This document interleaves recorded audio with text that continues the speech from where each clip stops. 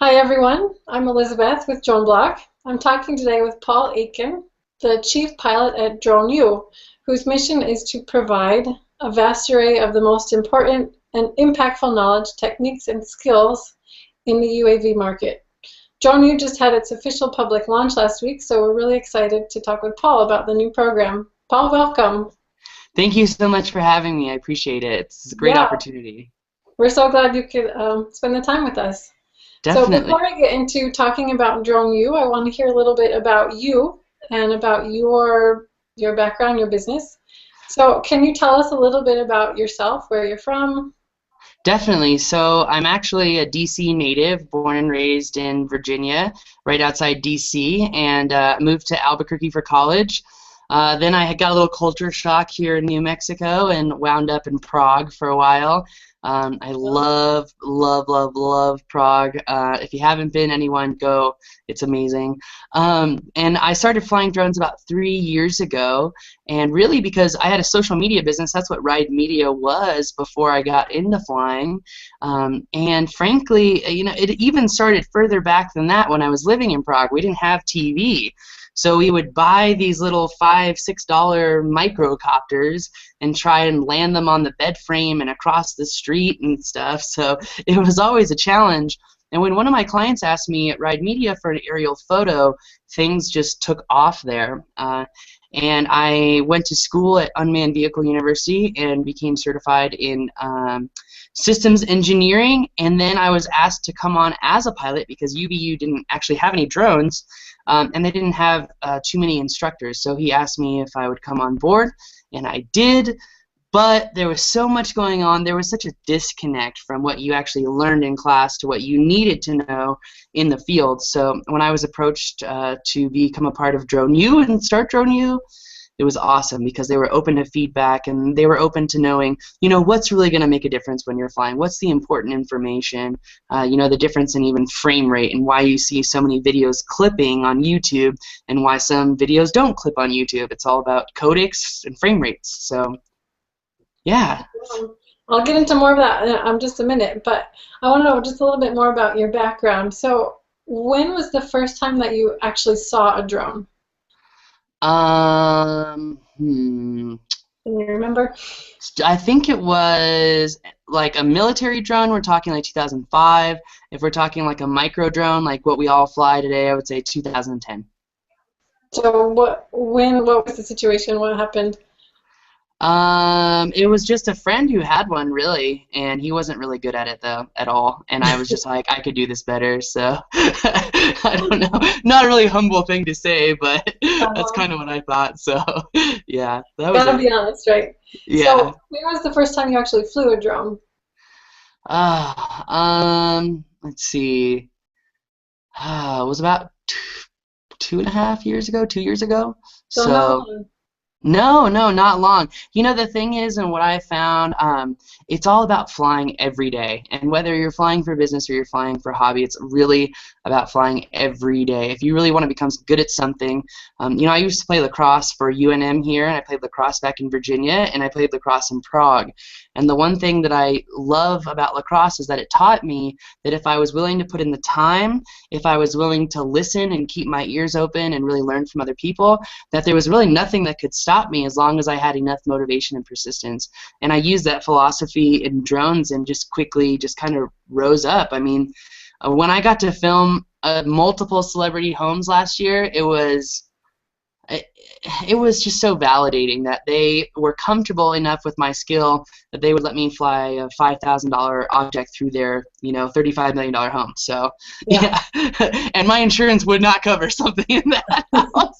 So I'm glad there are no crashes. $1 million of insurance only goes so far. So anyway. You can probably apply that philosophy to a lot of things, whether Oh, anything you want to learn. So definitely, yeah, definitely. that's great. So what's your favorite drone to fly? Ooh, Sky Hero Coaxial X8. Why is Um, that? what, you can maintain 130 miles an hour of flight, and it's extremely Wow. stable. So it's so much fun. I mean, it is so much fun. We've thrown thermal infrared cameras on it and had visual and thermal overlaid on top of each other and flying. It's so much fun to fly. You know, it's easy to fly fast. It's hard to fly smooth. But when you mix those two avenues and you're flying really fast and you can still get good footage, it makes it look like you're actually in a helicopter. So that's my Um, favorite drone to fly as a sky hero. Sounds fun. Yeah, definitely, definitely. It's So not, tell you know, me, a phantom, but I'm sorry, oh, go ahead. I was gonna say it's not a phantom where you can fly it through doors and fly it through fences and whatnot, but yeah, it's definitely my favorite for sure. Uh-huh. So yeah. Oh, I'd love to fly one of those someday. So what do you fly? What, I mean, you gotta help me out here. What are you flying? Well, we all we can afford right now is a parrot, Okay.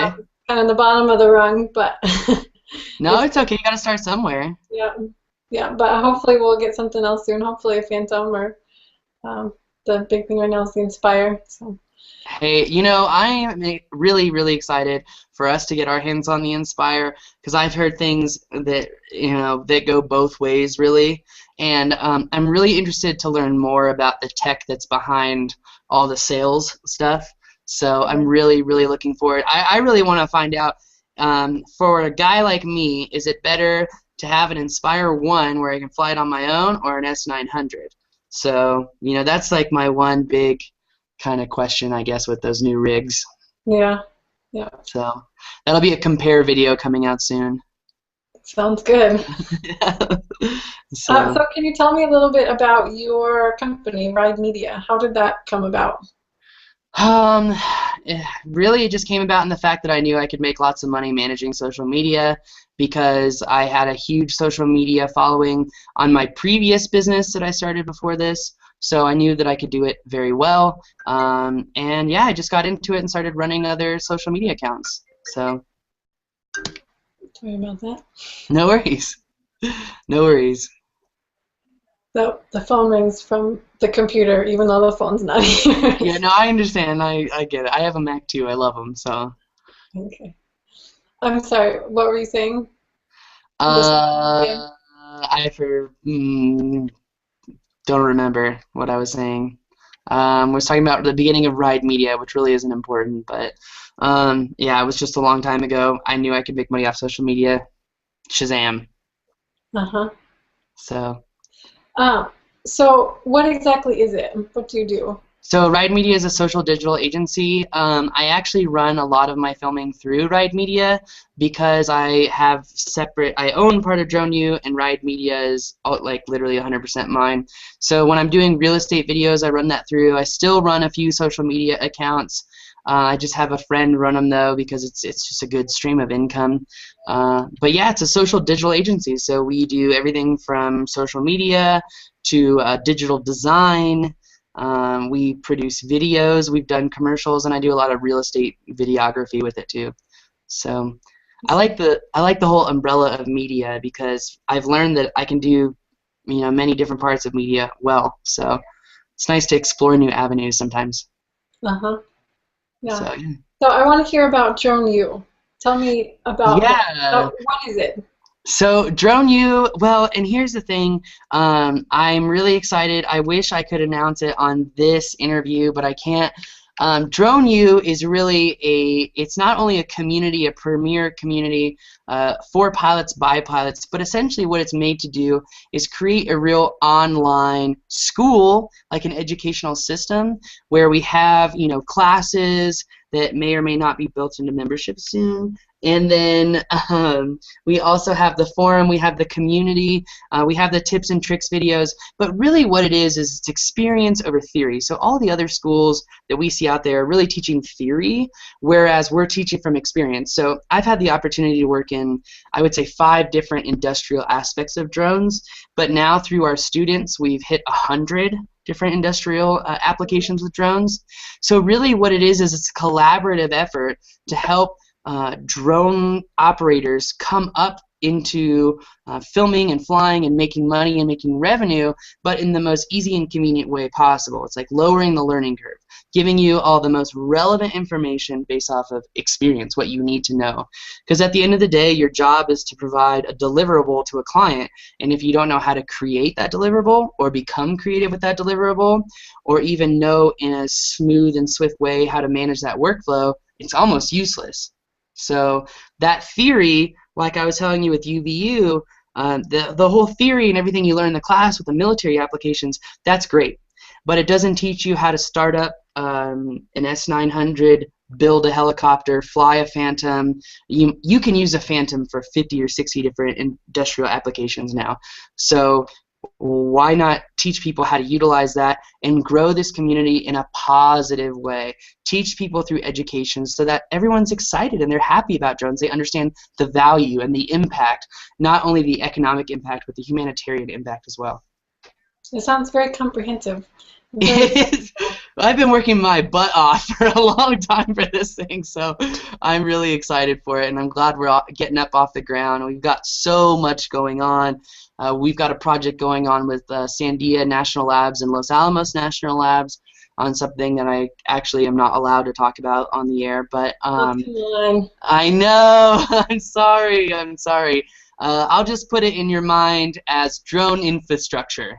Leave it at that. It's a nice teaser. Yeah. Okay, so who is DroneU for? DroneU is really for new pilots to experienced pilots.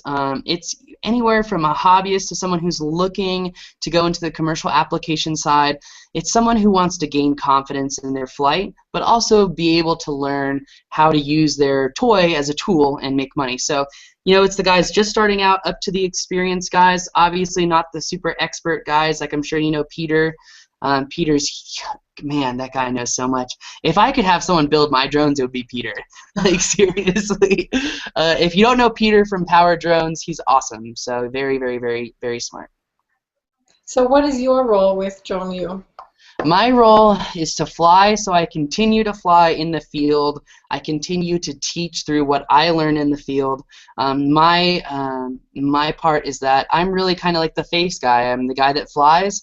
I'm the guy that teaches, and that's about it. There's a huge collaborative effort going on in the behind the scenes that you really can't see. I mean, we've got 6 people back here, and no one's ever seen any of them. So, you know, it's just, yeah, I guess I'm kind of the face of it all, but my goal is to fly and teach people how to do what I do. That's very exciting. So, is DroneU affiliated with any other universities? DroneU is not affiliated with any other universities. Right now, though, we are working with the FAA to become one of those schools to actually certify.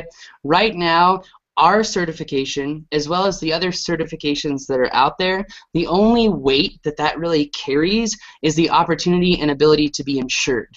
So if we give someone a certificate, they can take that to Global Aerospace, Transport Risk, and say, here's my proof and proficiency that I'm doing my pre-flights, I'm logging my time, I know how to fly, and I can do this work safely and responsibly. So you do give certificates, or you will?